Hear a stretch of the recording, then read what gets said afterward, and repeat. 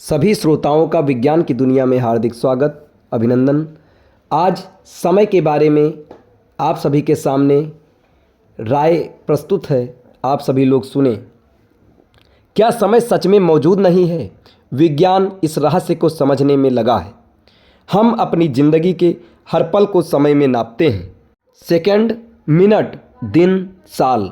लेकिन आधुनिक विज्ञान और कई प्रकार वैज्ञानिकों का दावा है कि समय शायद वैसा नहीं है जैसा हम सोचते हैं। बीबीसी और कई प्रमुख विज्ञान लेखों में भी ये चर्चा तेज हो गई है कि समय एक इल्यूशन यानी एक मानसिक अनुभूति हो सकती है। ये विचार जितना हैरान करता है उतना ही विज्ञान इसे गंभीरता से लेना शुरू कर चुका है। समय क्या है?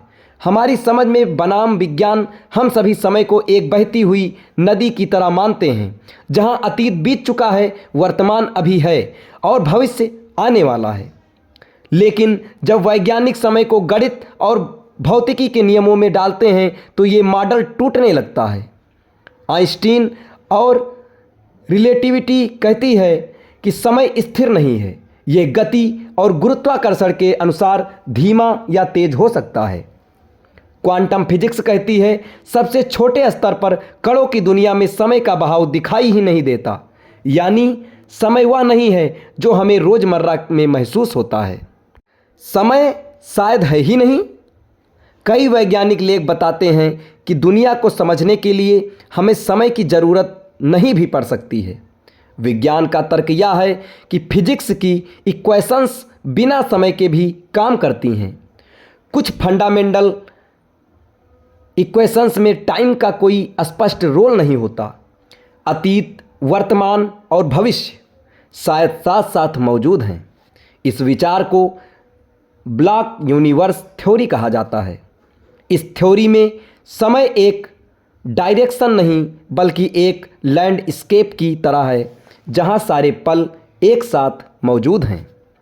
समय शायद एक अलग एंटिटी नहीं बल्कि घटनाओं के बीच का संबंध है, यानी हम परिवर्तन देखते हैं और उसको मापने के लिए समय नाम की कल्पना बना ली है। क्या समय सिर्फ एक इल्यूशन है? कई वैज्ञानिक कहते हैं कि समय खुद मौजूद नहीं बल्कि मस्तिष्क घटनाओं को क्रम में अनुभव करता है। इसी क्रम का नाम हम टाइम फ्लो रखते हैं।